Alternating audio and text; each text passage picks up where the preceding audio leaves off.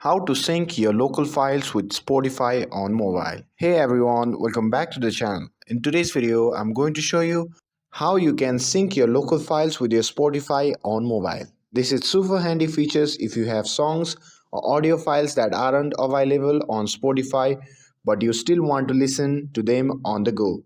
Now without further ado, let's get started.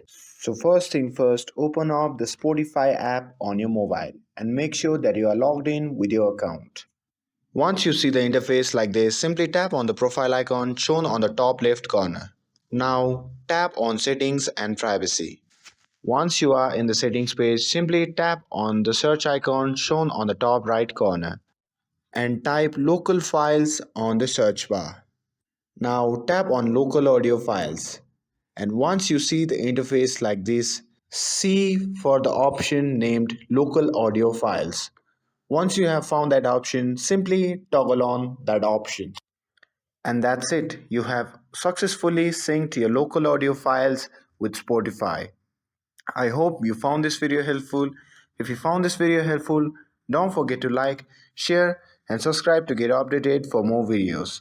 Thanks for watching, and I'll see you in the next video.